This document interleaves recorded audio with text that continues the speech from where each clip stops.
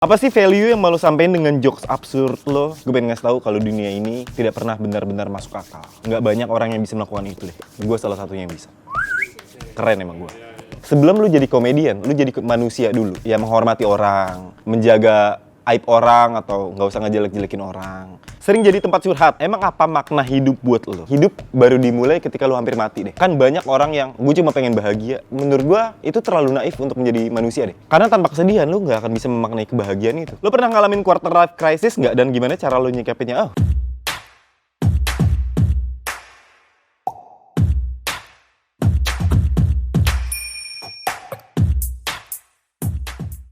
Halo, gue Indra Frimawan. Gue akan menjawab pertanyaan-pertanyaan dari kalian. Pertanyaan pertama, sebutkan 3 hal tentang Indra Frimawan. Apa ya? Gue nggak terbiasa membicarakan tentang diri gue sendiri sih. Jadi kayaknya terserah orang lah. 3 hal tentang Indra Frimawan itu seperti apa. Nah, gue bebasin aja. Dan gue terima. Gue nggak suka membicarakan tentang diri gue sendiri. Netizen nggak tahu kalau sebelum gue jadi komika, gue adalah pernah kerja di restoran. Gue sebagai asisten cook helper. Jadi kalau misalnya ada koki lagi masak, gue yang bantuin menyemangati dia. Jadi gue pernah kerja di situ dan kerja di kantoran juga. Jadi pegawai biasa, pegawai kantoran biasa. Kenapa lo ngeklaim diri lo Prince of Mind Blowing? Agak kontradiktif dengan jawaban gue yang pertama ya. Kenapa ya? Karena nggak ada yang melakukan itu sebelumnya dan kayaknya nggak apa-apa lah. Kalau ada yang nggak suka ya udahlah. Kita nggak bisa menyenangkan semua orang. Sebagai komika lo pernah nggak pakai jokes dari komika lain? Dibilang pernah sih pernah. Tapi biasanya ada deal-dealan dulu. Gue pakai materi lu ya. Kalau nggak gue bayarin. Gue bayarin sama materi lu gitu. Apa sih value yang mau lo sampein dengan jokes absurd lo? Value yang pengen gue sampein adalah dunia ini tidak pernah masuk akal. Kadang-kadang orang menuntut semua hal harus masuk logika mereka, tapi dengan jokes absurd gue pengen ngasih tahu kalau dunia ini tidak pernah benar-benar masuk akal. Kenapa lo sering bawain materi one-liner dan apa sebenarnya kesulitan dari jenis materi itu? Karena yang pertama, gue susah ngomong panjang, suka belibet-belibet kalau ngomong, jadi yang pendek-pendek aja lah. Dan yang kedua, dengan kalimat yang sederhana, bisa nggak kita bikin sesuatu yang lucu gitu. Itu kesulitannya. Dan kayaknya nggak banyak orang yang bisa melakukan itu deh. Gue salah satunya yang bisa. Keren emang gue. Selain one-liner, apa jenisnya selain one-liner? Storytelling, observasi, act out gitu. Act out itu Yang gerakan-gerakan, gitu-gitu. Impersonate, dan gue nggak bisa, gue cuma bisa sih, tapi ya nggak terlalu gokil. komik panutan lu sih? Kalau di Indonesia Calontong sama Cing Abdel, itu ya. Mereka sering melakukan itu tuh, one-liner gitu. Kalau dari luar? Dari luar ada namanya Mitch Hedberg sama Anthony Jeselnik. Itu ya, gue suka mereka berdua. Selain stand up, lo pernah bermain sketsa komedi. Menurut lo lebih gampang mana? Kalau lebih gampang mana, kayaknya nggak ada deh. Karena setiap hal itu pasti punya kesulitannya masing-masing. Gue tinggal beradaptasi aja. Karena kebetulan gue awalnya dari stand up, jadi kelihatannya gue lebih gampang di stand up. Tapi karena komedi sketsa ini menurut gue cukup baru buat gue, jadi gue harus mulai beradaptasi, mulai pendekatan baru, belajar kayak gimana. Karena pasti ada kesulitan dan kemudahannya masing-masing. Kasih tahu jokes andalan lo yang jadi masterpiece lu dong. Waduh. Kayaknya semuanya masterpiece deh. Wow.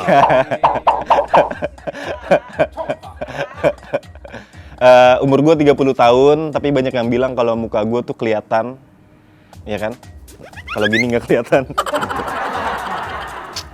Itulah. Bang, denger-denger lo percaya sama setan budek ya?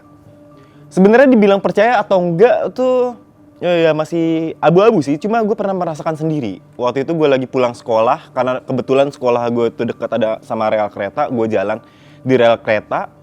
Gue ngobrol sama teman gue tuh. Lagi jalan, gue ngobrol sama teman gue. Terus ada yang nimpuk botol air mineral dari belakang. Terus ketika gue nengok, ternyata ada kereta kurang lebih 10 meter di belakang gue dan gue bener-bener gak denger sama sekali.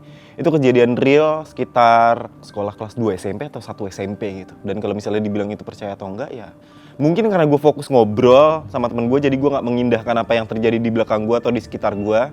Jadi ya itulah yang terjadi. Percaya gak percaya. Bang, sebucin apa sih lo? Duh, gue tuh nggak bucin sih sebenarnya. Gue tuh udah punya keyakinan terhadap diri gue. Kalau orang ini tercipta buat lo, dia akan buat lo. Jadi gue nggak pernah maksa dia untuk selalu 24 jam sama gue, atau gue kasih perhatian khusus, atau gue overprotective. Nggak bucin sih gue. Gue bebesin aja karena semua orang berhak merdeka dengan caranya masing-masing. Itu dia. Punya sih. Kenapa emang kalau punya pacar? Nggak apa-apa dong ya? Nggak apa-apa. Namanya orang. Bang, emang bener waktu kecil lo lebih suka baca kamus bahasa daripada komik? Komik gue juga baca, tapi beberapa kali gue cuma pengen menambah kosakata yang ada di kepala gue untuk menambah wawasan aja. Jadi gue dulu waktu SD suka baca kamus bahasa Indonesia, bahasa Inggris sebelum tidur untuk menambah kosakata di kepala gue.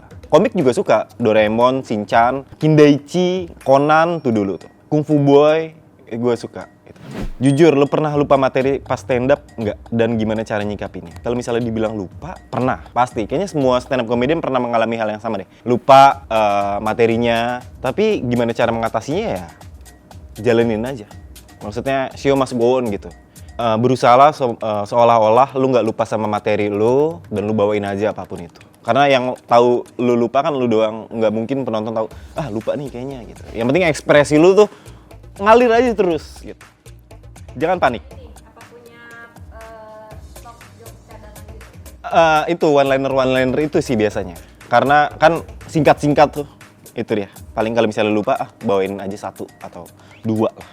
Pernah iri sama teman-teman lo yang sukses padahal skillnya di bawah lo nggak? Kalau dulu mungkin pernah ya. Kita kan punya ego kayaknya, dia kayaknya nggak begitu oke deh gitu. Tapi kayaknya itu penyakit hati yang nggak boleh gue kasih makan terus. Sekarang gue lebih, ya udahlah, setiap orang punya rezekinya masing-masing, dan gue juga pasti punya rezeki gue. Kalau misalnya mereka ada yang lebih sukses, ya mungkin itu adalah rezekinya mereka. Gue sih ngalir aja, apapun itu yang dikasih sama Tuhan, ya gue terima dengan baik. Intinya bersyukur. Indra Primawan. Emang lu tujuan lu stand up tuh apa sih? Tujuan gue stand up ya buat menyenangkan diri gue sendiri sih, untuk berkarya menyenangkan diri gue sendiri. Nggak lebih dari kepuasan batin, kepuasan jiwa, itu dia. Sejak kapan stand up itu bisa memberikan kepuasan buat? Sejak awal gue ikutan stand up, dan ketika gue sukses bikin orang ketawa dan bikin orang bahagia, itu udah bikin gue puas lah. Kalau orang kesel? Kalau orang kesel ya itu bukan tanggung jawab gue sih. Lo kayaknya lucu terus ya bang, lo pernah stuck dalam menjalani hidup nggak? Kayaknya itu fase yang kayaknya semua orang pernah melewati deh. Fase-fase di mana mereka mencari jati diri mereka, dan itu udah gue lewati ketika umur gue 27-28. Waktu itu gue pernah menjalani hidup untuk diri gue sendiri. Gue pergi ke Bali selama 8 bulan. Kerjaan gue tolak-tolakin untuk mencari jawaban apa sih yang sebenarnya gue mau. Gue pernah menjalani itu, dan bener-bener gue nggak stand up, bener-bener gue melepaskan diri gue dari komedi for the sake of find myself gitu. Gue mau tahu emang ini ya sebenarnya yang gue cari, apa ini ya yang emang gue mau, popularitas kah, materi kah yang gue mau. Sampai akhirnya gue balik ke Jakarta dan menjalani hidup. Ya udah, hidup tuh dijalanin aja. Ada sebuah cerita kayak di hutan gelap, ada orang berdua lagi jalan gitu. Terus orang satunya bilang, gue nggak bisa ngeliat apapun di depan gue.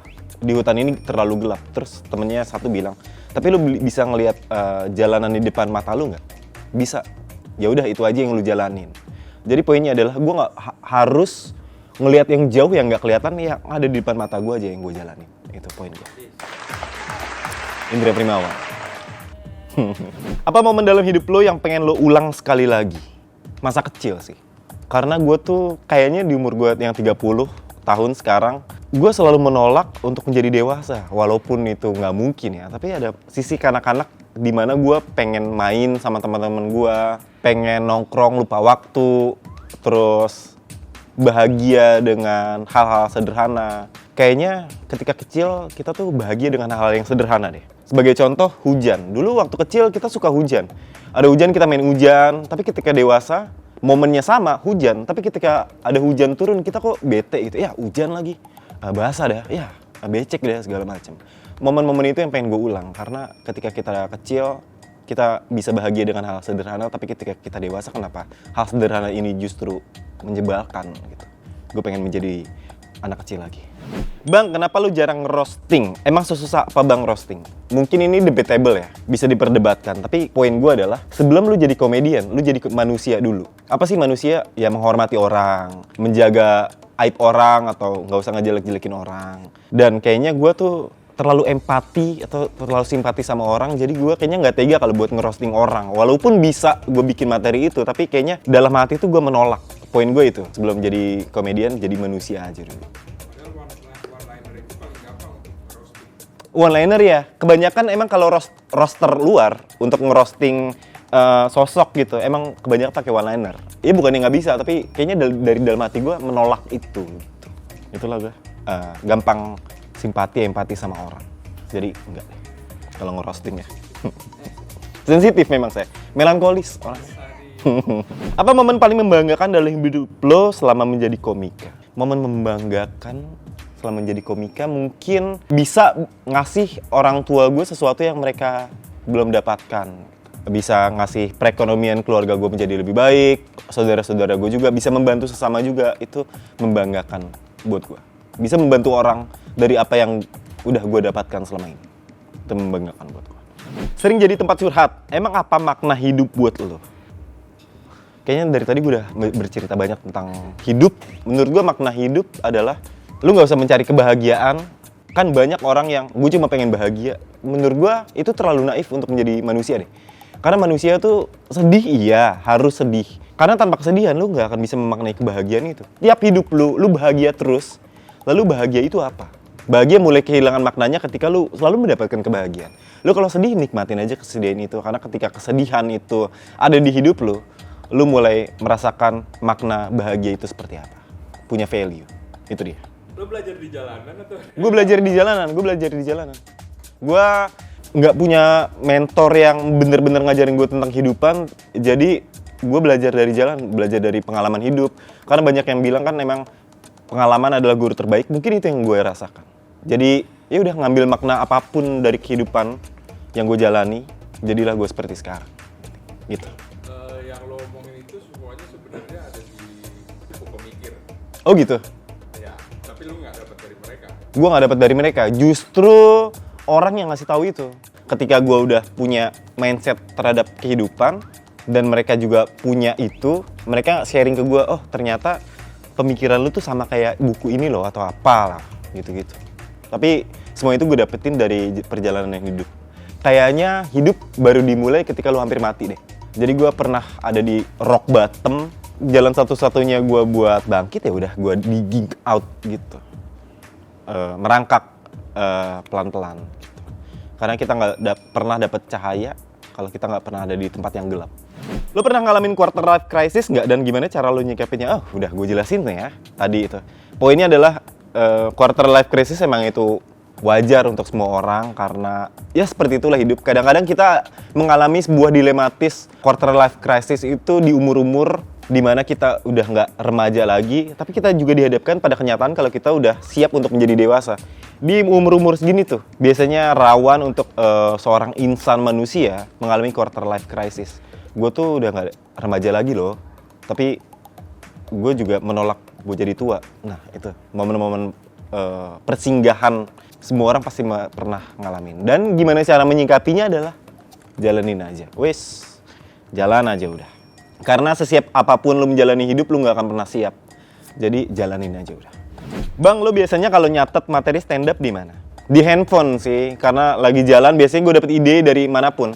Dari apa yang gue lihat, dengar, rasakan atau dari obrolan. Dan biar ringkas gitu gue pakai handphone, gue catat materi-materinya biar nggak lupa. Dan kalau misalnya gue ada waktu buat ngerangkai ini semua, biasanya baru gue pindahin ke laptop, gue catetin dari apa yang gue catat di handphone itu. Untuk mengembangkan ini menjadi materi stand up yang full, utuh. Itu dia. Kalau lagi otak encer sehari bisa berapa materi? Kalau lagi encer bisa 15 menit, 20 menit gitu materinya yang jadi gitu. Kalau bener-bener emang gue meniatkan untuk nulis dan nyatet materi ya, tapi kalau enggak ya nggak ada materi sama sekali gitu. Untuk satu beat atau Untuk satu set. Kalau gue meniatkan bisa. Apa target karir lo ke depannya? Gue nggak pernah menargetkan apapun dalam hidup. Gue tuh jalanin aja udah, jalanin. Mungkin dibilang terlalu pasrah, bukannya pasrah sih, tapi gimana ya? Gue nggak suka menceritakan sesuatu yang belum pasti ke depannya. Jadi ya udah, kayak sekarang syuting ya udah ini syuting yang gue jalanin. Ntar pulang ke rumah, subuh ntar ada syuting lagi, udah itu aja yang gue jalanin. Kalau target, enggak lah. Ya udah jalanin aja lah. Terlalu santai hidup saya. Karena apa sih yang mau dikejar dalam hidup sih? Pertanyakan diri dulu lagi. Tapi kalau yang ngambil job itu pilih-pilih nggak? Untuk ngambil job, ya pilih-pilih karena itu gue melakukan sesuatu yang dari hati gitu. Ketika ada pekerjaan yang menurut gue kayaknya bukan gue banget nih, ya udah kayaknya nggak gue ambil deh, gitu. Yang nggak gue banget Bisa kayak apa? lebih jelas. Yang nggak gue banget tuh misalnya kayak apa ya? Gimmick-gimmickan yang terlalu banyak, kayaknya bukan gue banget gitu. Main sketsa gitu kayak di lapor pak or anak sekolah gitu masuk nggak? Waktu itu gue ke lapor Pak sih, Iya. iya. Lu bukan melawak di, Zonanya. bukan di sketsaan. Ya mungkin kayak gitu ya, atau kayak apa ya, gue juga nggak bisa bilang sih, nggak bisa mendeskripsikan sih. Kadang-kadang itu cuma datang dari hati sendiri gitu. Kayaknya bukan gue banget nih kerjaannya nih, Yang bilang lu lucu pertama kali siapa? diri gue sendiri. Karena ketika orang nggak bisa menghargai lu, orang yang pertama yang harus lu hargai adalah diri lu sendiri. Kapan Itu. lu sadar lu lucu? Dari mulai SMP udah mulai sadar deh, ketika di tongkrongan mungkin gue nggak banyak ngomong, tapi ada beberapa part di mana kayaknya jokes gue bisa masuk nih buat lucu, dan gue masuk dan mereka semua ketawa, dan kayaknya gue punya bakat untuk ngelucu dari situ.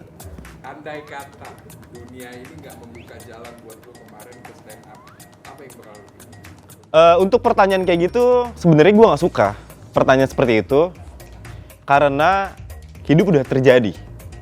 Yang mungkin selain stand up, apa yang mau lu lakukan? Itu dia. Jujur aja di kepala gue, ketika gue udah bukan ninggalin stand up sih, di masa depan gue tuh pengen jadi petani aja.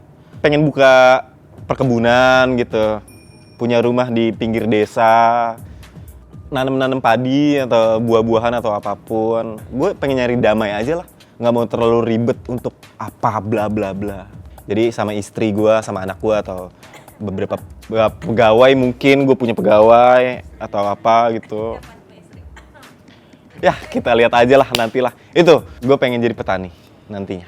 Oke, itu tadi jawaban-jawaban dari pertanyaan-pertanyaan kalian. Jangan lupa saksikan terus Yakin Tahu di official Trans7. Dan jangan lupa follow Instagram saya @primawan_.